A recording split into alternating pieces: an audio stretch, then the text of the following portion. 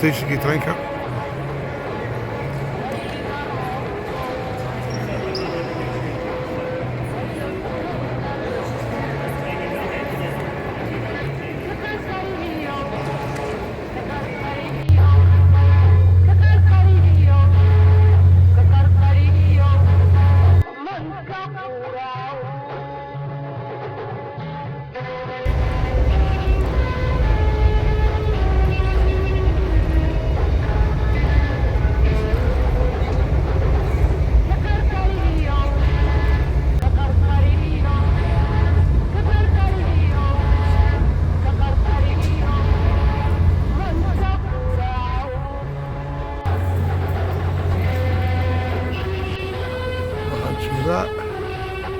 Ottawa.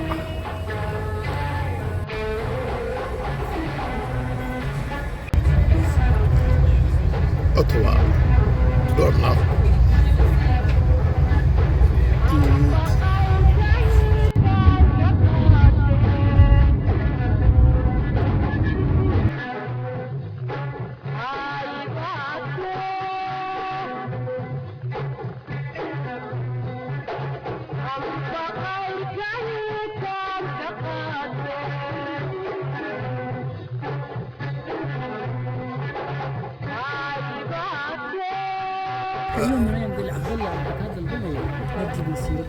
لا إله إلا الله.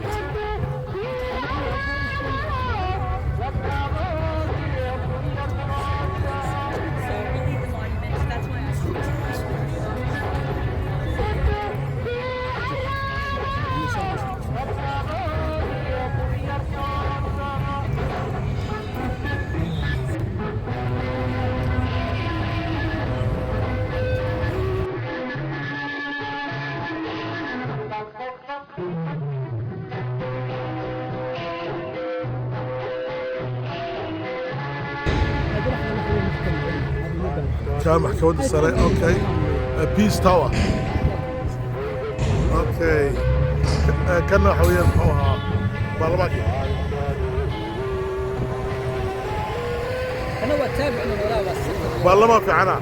هل مدو مقلين هل على بيسنا مقلين حتى هذا مش جاي هذا مش جاي بريق سوق لحدك كدك هي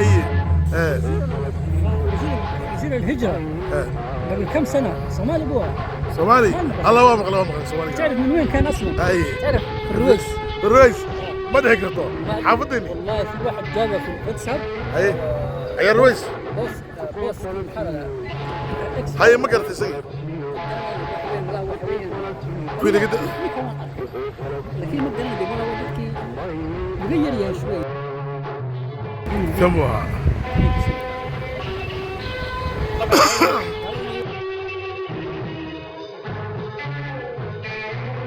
It was installed in 1967 to celebrate Canada's 100th year of being a country. Okay. So it has the different shields of every province and territory all around the plain, as well as the different years that they each joined confederations. And the monument follows the same scheme as the map of Canada. So we have Ontario, Quebec in the center. Okay. While on the right side we have the East Coast, and then the West Coast on the left side, and then the territories at the back to represent how they're northernmost. Okay. So the fire in the middle is supposed to represent Canada's unity and strength frank and bright future as such a young country. And the water represents our geography.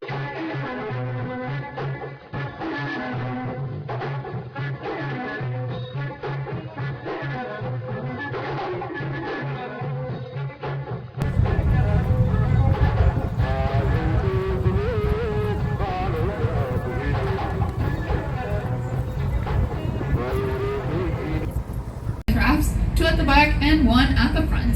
All of our life jackets are in the ceilings of both levels, and life jackets for little kids are on the first floor. Equally on the first floor, we have two washrooms, but the water is not drinkable at all. It comes straight from the Ottawa River, so unless you would like to drink river water, I suggest you do not drink the bathroom water, please, and thank you. If you do get thirsty or a little bit hungry, we do have a bar and a canteen downstairs where Jenna would love to help you out. Speaking of Jenna, equally aboard our crew today, we have our Captain Jason, our first mate Jacob, and of course downstairs our bartender Jenna. Maintenant, j'ai quelques mesures de sécurité. Front of the center block is the Library of Parliament. L'édifice abondé qu'on peut voir en avant des blocs du centre, c'est la Bibliothèque du Parlement. Now, the Library of Parliament is the only original evacuation. A very brave employee of the library managed to close the big iron doors that separated the library from the rest of the center block and saved it. And today it is home to over 500,000 books. C'est la justice et de la Confédération. Even further on the right, également à la gauche, le château gris carré avec les toits noirs. C'est la cour carrée, c'est la Bibliothèque nationale et les archives. Now you might be wondering what this rocky island is in the middle of the river. Well, this has been cleverly called Seagull Island because there's a lot of seagulls on it. Yes, it's a very creative name, I promise. L'île fait de roche qu'on va voir ici dans le milieu de la rivière à la gauche, c'est effectivement l'île aux mouettes à cause que... De retour à la gauche, les deux épices beige avec les trois morts, c'était anciennement le lycée. The architect of this building was a Métis descent, meaning half indigenous and French. And there was a Métis belief evil spirits hid in corners. So to avoid these evil spirits, they made this building with very few corners. That's why it's so round. On shore comprend about coins for 60 countries worldwide. And it is also where the Olympic medals are made for the Olympics that we held here in Canada.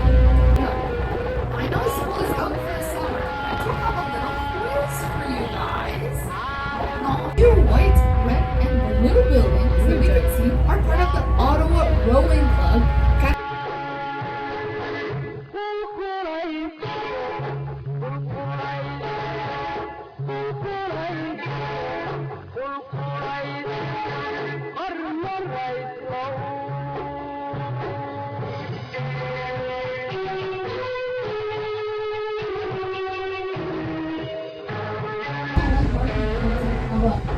I'll be back in a couple of minutes.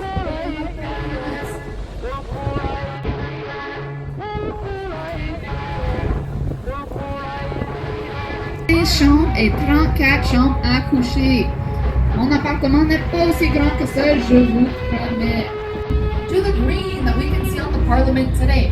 It is the same material that the Statue of Liberty is made of in New York, as well as the roofs of the Château Frontenac du Parlement sont actuellement faits de matériel, c'est le cuivre.